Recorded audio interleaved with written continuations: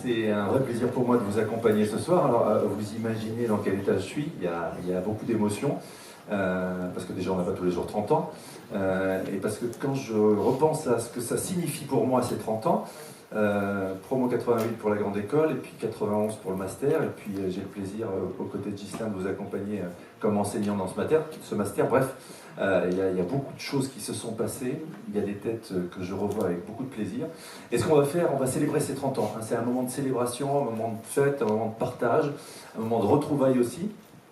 En plusieurs temps, je vous en parlerai tout à l'heure, parce que les étudiants de la promo 2017-2018 ont beaucoup œuvré, aussi bien pour concevoir des films avec des témoignages, et puis on aura aussi des témoignages, des regards croisés, et des anciens du master qui ont marqué le master, qui marquent les médias aujourd'hui, qui viendront nous rejoindre sur scène pour parler de ce cycle d'études unique. Je vais appeler celui qui pilote depuis de nombreuses années. Il est professeur au département sciences juridiques, économiques et sociales, directeur scientifique du master. Merci de faire innovation à monsieur Ghislain Deslandes.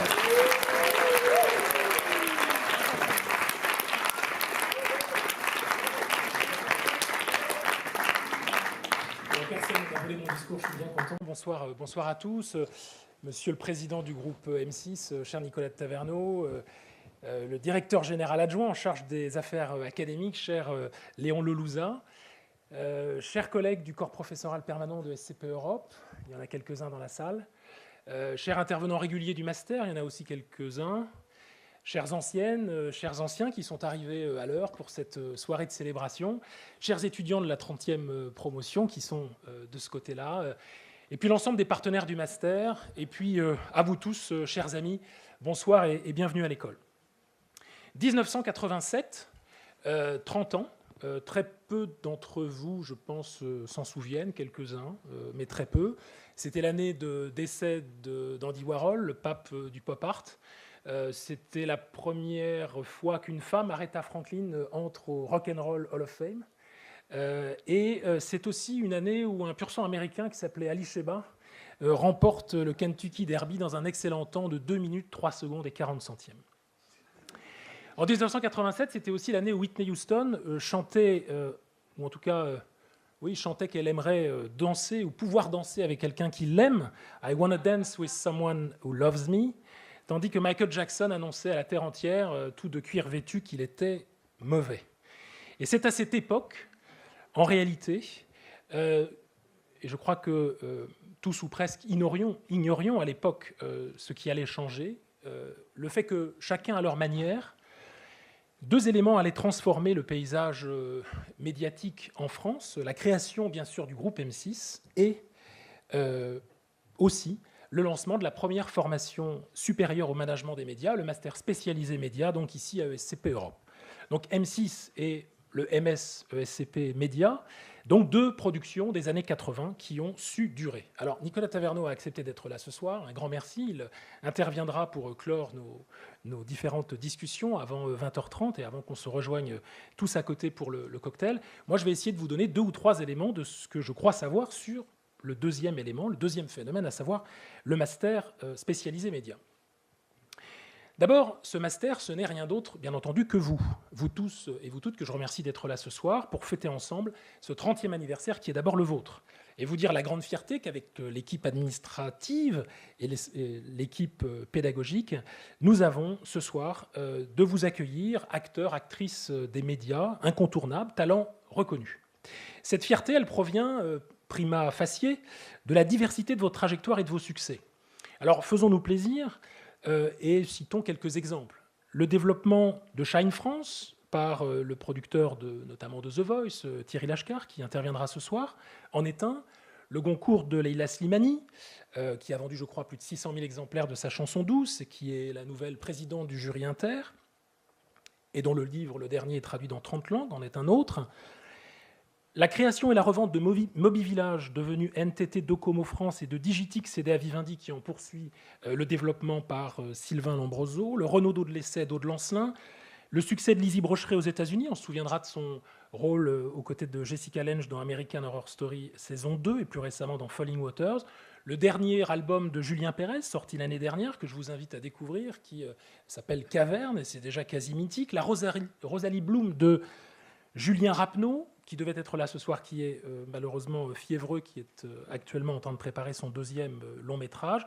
Les succès de Saïd Ben Saïd, producteur notamment de Elle, d'abord sélectionné à Cannes, César du meilleur film français en 2017, Golden Globe du meilleur film en langue étrangère la même année.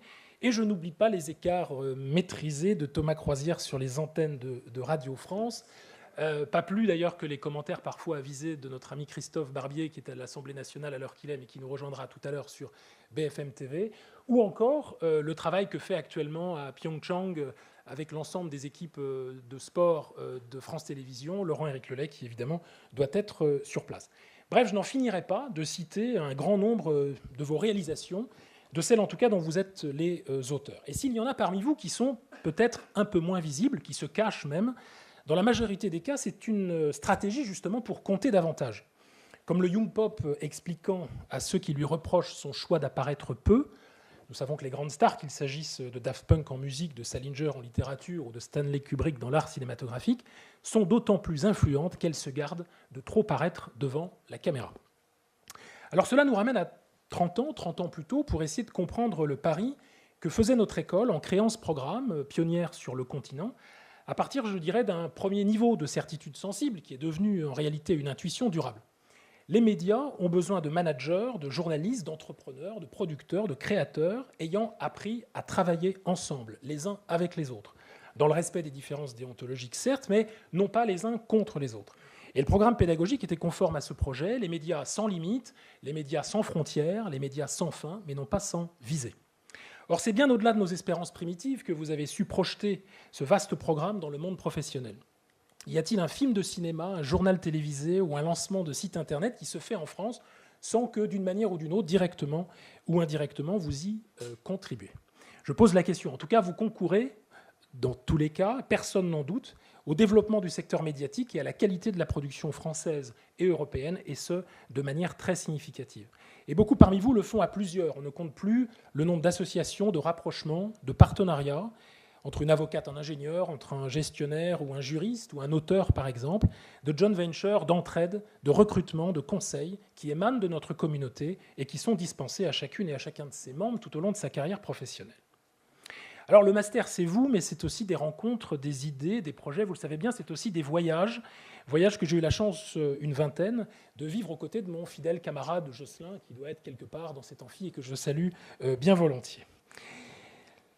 Les danses fiévreuses sur les docks lisboètes, la domestication de New York, l'épopée chypriote et singapourienne, le manque d'oxygène péruvien, les lieux de perdition nocturne en Corée, la culture viticole chilienne, la Bodega del Medio à Cuba, que nous avons eu toutes les peines à quitter, peut-être d'ailleurs n'en sommes-nous jamais vraiment revenus, perdu en traduction à Tokyo, sidéré devant Puxi depuis le bar rouge à Shanghai, de même en haut de la colline du charbon à Pékin, rafraîchi par notre expérience californienne grâce à une promotion exceptionnelle de brio et pour tout dire de joie de vivre, un peu congelé à Toronto, un peu brûlé devant les beautés sans limite de Table Mountain, un dernier soir sans limite à Mumbai, un dernier mezcal de trop à Mexico, une dernière danse à Buenos Aires, un dernier temple à Yangon, et puis enfin le Corcovado à portée de regard depuis la terrasse de notre hôtel à Copacabana.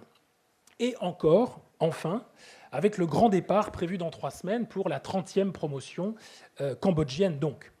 Alors comme avait l'habitude de le répéter un de nos académiciens, feu académicien, auteur pléiadisé, ancien grand patron de presse, le fait d'avoir vécu cette vie, c'est bien intéressant. Mais revenons à la question qui nous occupe, les médias, qui font face, nous le savons bien, à un principe général d'incertitude, nobody knows anything. En philosophie, qui est, comme vous savez, l'une de mes pentes naturelles, nous disons cela autrement en reconnaissant qu'il existe 2 ordres de grandeur, le toujours, l'être, et le nouveau, c'est-à-dire l'événement proprement dit. Or, le vice dominant de notre formation, c'est non pas seulement de persévérer dans son être, mais c'est aussi et surtout d'être capable de changer en permanence. C'est cette caractéristique fondatrice qui lui permet d'être sans cesse à l'écoute des nouveaux modèles de gestion, de la montée en puissance des médias sociaux, bien sûr, de la data, de l'évolution du droit des médias, du deuxième écran, de l'intelligence algorithmique et de la nécessité, enfin, de former nos étudiants à l'entrepreneuriat digital. Ces thèmes s'ajoutent au programme que vous connaissez, celui qui, justement, pour les moins jeunes, ce programme qui, justement, persévère. Le management des médias, pensons-nous, est une science imaginative qui appartient d'abord à la puissance des idées, et non à une science métrique qui compte et s'en contente. Le master appartient, pourrait-on dire, à ce parti d'opposition qui s'appelle la création, un parti qui dit non à l'isolat technologique, mais prononce un grand oui, raffermi et infiniment répété depuis 3 décades, aux nouvelles formes d'écriture et aux nouvelles formes de récit. Mais un management de la création doté aussi d'une culture du doute, sachant porter un regard critique sur la création, qui s'autorise à interroger les médias à partir de ses dehors, la science politique, la sémiologie et, évidemment, ici à ESCP Europe, les sciences de gestion. Or, ceux grâce à qui nous pouvons proférer de tels bulletins de triomphe, ce sont naturellement les professeurs qui investissent leur temps et leur énergie à tenter d'appréhender le nouveau du secteur. Alors, je m'excuse, mais je vais devoir les citer tous, puisque ça me paraît important de le faire. Les professeurs Benoît Elbrun, Guilhem Julia, Carole Bonnier, Jean-Philippe Bouillou, Isaac Goetz, Philippe Thomas, Laurent Fonnet, Lionel Abo, Jocelyn Mexan, Joël René, Julien Sibony, David Grimbach, Dimitri Koumaros, Robert Piret, Guillaume Dreyfus, Thibaut Vannulle, Vincent Mellet, Alexis Dantec, Laurent Creton, Charles Fouché, Benjamin Lecartier, Karine Depincé, Julie Guillet-Binet, Virginie Salmen, Jean-Clément Texier et enfin Pascal Pouquet. Et puis il y a celles et ceux qui ont marqué de leur empreinte l'enseignement du master à un moment donné de son histoire, et en particulier Sylvain Attal, Philippe Bailly, Christophe Barbier, Jérôme Cordelier, Louis Carzou, Sophie Larmoyer, Iris Buchet, François Hurard, Brigitte Béjean, Antoine Rhin, Isabelle Madeleine, Cécile André, Alain Lérac, que j'ai aperçu, Brigitte, Jean-Pierre Guérin, Olivier René-Veillon, Olivier Wettling et Mathieu Viala, j'espère n'oublier personne. Alors je serais très heureux si nous leur rendions un hommage appuyé ce soir, grâce à vos applaudissements chaleureux, qu'ils méritent plus que n'importe quel autre.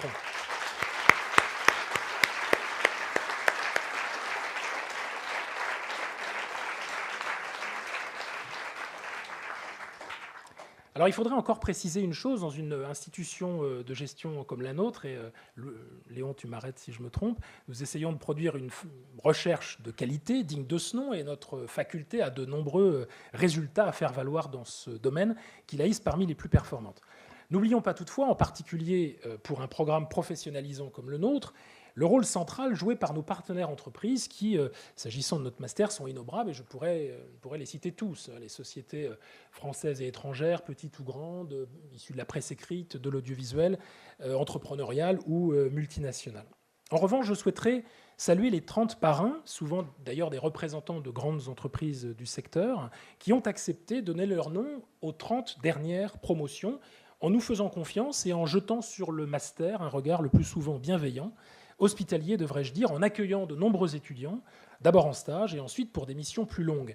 Alors je vais les citer parce que cela rappellera, j'en suis sûr, quelques souvenirs à chacune et à chacun d'entre vous. Et on se souviendra d'ailleurs que le premier parrain était une marraine, elle s'appelait Christine Ockrent, puis vint ensuite Philippe Villain, puis Philippe Tesson, dont j'ai coutume de dire qu'il est un peu historiquement le parrain des parrains de cette formation, Janine Langlois-Glandier, Patrice Duhamel, qui interviendra ce soir, Jean-Pierre Elkabbach, Simone Harari, Axel Gans, Marie-Christine Saragosse, qui a prévu de nous recevoir peut-être la semaine prochaine, Arnaud de Puyfontaine, qui nous a reçus ce lundi à 7h40, avenue de Friedland, Bruno Bonnel, qui reste fidèle au master, Axel Gans, Bruno Bonnel, Claude Berda, Marc Tessier, Marine Karmitz, David Kessler, Arlette Chabot, Alain Veil, qui était avec nous ici, nouveau président d'SFR la semaine dernière, Alain de Pouzillac, Luc Besson, Bertrand Méheux, Alexandre Bompard, Hervé Chabalier, Fabrice Larue, Virginie Calmels, Véronique Kayla, Christophe Serran, que j'ai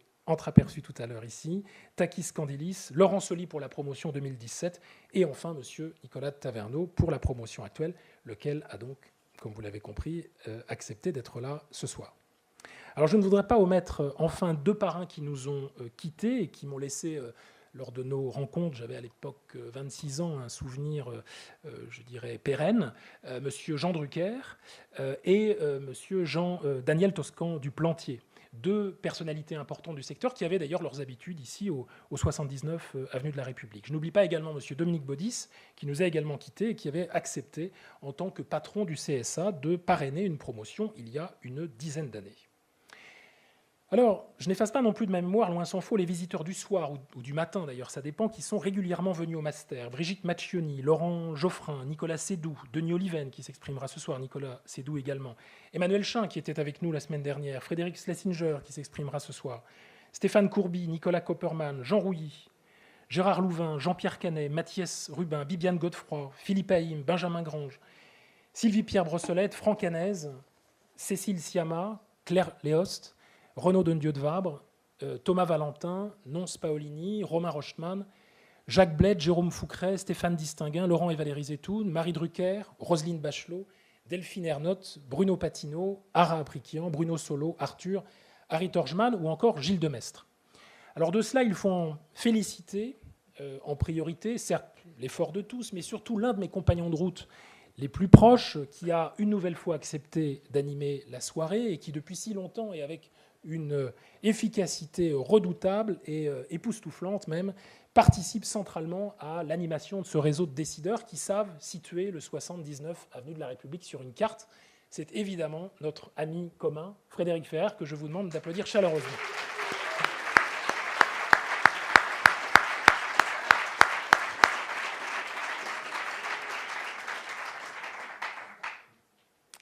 C'est l'heure de souligner l'investissement extraordinaire des équipes ici à l'école pour préparer cette soirée. Une fois de plus, je n'ai rien eu à faire, comme souvent dans le cadre de ces fonctions qui sont les miennes ici. Et je le dois d'abord en priorité, comme vous le savez bien, à Anne-Cécile Boyer, à qui j'aimerais aussi, si vous en êtes d'accord, que l'on réserve un moment d'applaudissement le plus nourri possible.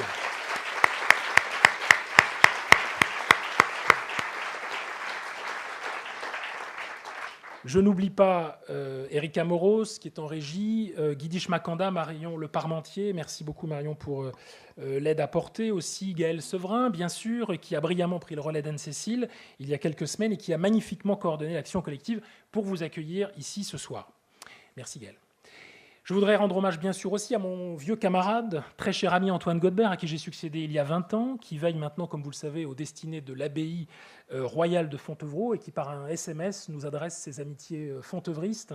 Il est retenu, car il est aussi élu à la mairie de Tours, il est retenu dans une réunion pour les assises internationales du journalisme et il prend ce soir un train à Tours à 21h pour être ici avec nous à 22h44. Précise. Donc, pour ceux qui le connaissent bien et qui auront plaisir à le revoir, sachez qu'Antoine sera parmi nous aux environs de 23h. Notez enfin, avant de conclure, que c'est bien l'institution ESCP Europe qui nous invite et qui nous reçoit. Elle nous montre ainsi une nouvelle fois son attachement à un secteur d'activité dans lequel évolue, par-delà le master média, un grand nombre de ses alumni qui œuvrent dans la culture, dans l'édition et également dans le conseil. Je souligne la présence amicale de ma camarade et collègue Marie-Pierre Fenol-Trousseau. Et puis enfin, je salue la 30e promotion crue exceptionnelle qui interviendra ce soir dans le courant de la soirée grâce à quelques vidéos qui vous seront projetées. Alors je voudrais maintenant, pour finir, ouvrir la perspective sur l'avenir, car finalement ce qui compte, c'est évidemment l'avenir. Et mon appartenance, sans appartenance au monde des médias, me permet de le faire en toute liberté. Et pour ça, j'aimerais le faire en faisant subir au raisonnement une sorte de subversion, comme on aime le faire au master. Car qu'est-ce qui compte au final? Non pas qui est-ce qui compte, mais qu'est-ce qui compte vraiment à la fin des fins? Et si je précise un peu la question, je dirais qu'est-ce qui fait sens dans la vie professionnelle, dans la carrière d'un mastérienne média? Alors je le dirais d'une phrase un petit peu brutale: lutter ardemment contre la bêtise systémique des organisations. Lutter ardemment contre la bêtise systémique des organisations, parfois médiatiques. Alors qu'est-ce que j'entends par là? J'entends la tendance trop bien partagée de ne pas suffisamment s'interroger sur son job, de faire son job sans jamais se poser la question de sa raison d'être. Or, on peut avoir un diplôme, un bon vieux et gras diplôme, et se montrer absolument incapable de remettre en cause la doxa et l'idée commune. Et ça, c'est évidemment le plus grand danger qui nous guette tous et chacun. À l'ère de la post-interprétation, des faits alternatifs, une certaine vision parfois dépréciative du public véhiculée par les médias eux-mêmes, il me semble que notre responsabilité collective d'acteurs et de pédagogues aussi est de ce point de vue largement engagée. Alors ce rappel du caractère éminemment éthique des professions dans lesquelles vous êtes engagés ne doit pas faire oublier, et c'est là tout le challenge, que les médias, parmi les industries culturelles, et vous êtes bien placés évidemment pour le savoir, sont celles qui se nourrissent en priorité d'audience. La réponse à cette ambiguïté, elle nous vient, je crois, de l'une des personnalités les plus marquantes qu'il m'ait été donné de rencontrer, ici à plusieurs reprises, parrain de la promotion 1994, le très cher et très drôle Daniel Toscan du Plantier, qui revendiquait de faire un cinéma populaire et intelligent. Et tout homme de cinéma qu'il était, vous vous souvenez sans doute que Toscan avait fait ses classes en communication auprès de Marcel Bleusten-Blanchet chez Publicis et qu'il avait été avant au service de Pierre Lazareff à l'époque où François tirait à plusieurs millions d'exemplaires. Et dans le livre qu'il a écrit quelques années après avoir été parrain ici, L'émotion culturelle, il exprimait le problème des médias en ces termes. Ce que le public ne veut pas voir a du mal à être.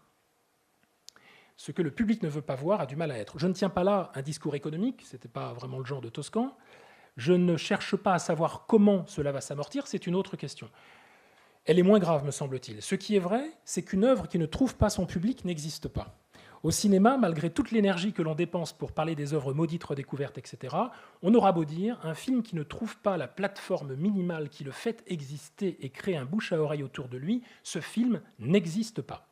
Jacques Chardon, c'était la passion littéraire de Mitterrand, comme vous savez, disait « J'ai 2000 lecteurs et ça me suffit, j'ai passé ma vie avec eux. Au cinéma, impossible, nous prévient Toscan. » Alors je crois que nous avons là l'expression tout à fait juste de la quadrature du cercle, du défi en quelque sorte de ces métiers qui sont aujourd'hui les vôtres, aussi bien dans les métiers d'ailleurs de l'information que du reste dans ceux du divertissement et plus largement dans ceux du cinéma. Alors je voudrais maintenant conclure. Sans trop retarder d'ailleurs le service de mai qui nous attend à la sortie de cet amphi, et avant d'accueillir le professeur Léon Lolisa qui a accepté de vous dire quelques mots sur l'actualité en réalité de l'institution, puisqu'elle a été mise en situation d'évoluer statutairement il y a quelques semaines en devenant un établissement d'enseignement supérieur consulaire. Il viendra nous en dire un petit mot dans quelques instants. Alors, la trentaine, les amis, je dis bien les amis, car le master ne compte que des amis. Et j'en compte de très nombreux ce soir, pour ce qui me concerne, et je mesure d'ailleurs la chance que j'ai d'en avoir autant parmi vous, et non des moindres, et des plus sûrs et des plus fidèles.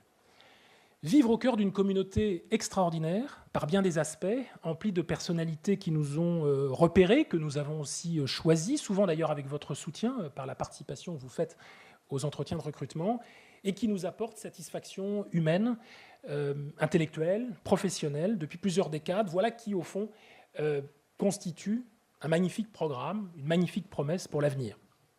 Au master, il y eut des mariages de toutes sortes, des lancements, des relancements, des naissances, des décès, hélas. Je pense en particulier à Lionel Amand, à qui il sera d'ailleurs rendu hommage ce soir, et à Sandrine Bollereda. Et puis il y aura d'autres anniversaires, des cérémonies de remise de diplômes, des retours nostalgiques de voyages d'études et bientôt de nouveaux succès. De nouveaux succès dont je prédis qu'ils seront, et je m'excuse de le dire par avance, majoritairement féminins. Quand je pense en effet aux jeunes femmes qui œuvrent aujourd'hui en télévision, au cinéma, au digital, et qui sont passées par le master il y a 10 ans, 20 ans ou 30 ans, eh bien je me dis que la concurrence, notamment internationale, a beaucoup de soucis à se faire. Alors les racis, les sans-joie, tant pis pour eux, ils n'auront qu'à bien se tenir. Aussi, de votre côté, vous pourrez toujours compter sur notre école pour continuer à veiller sur les deux courants qui nous animent en réalité et qui irriguent notre communauté. Les courants artistiques et managériaux, les courants éditoriaux et entrepreneuriaux.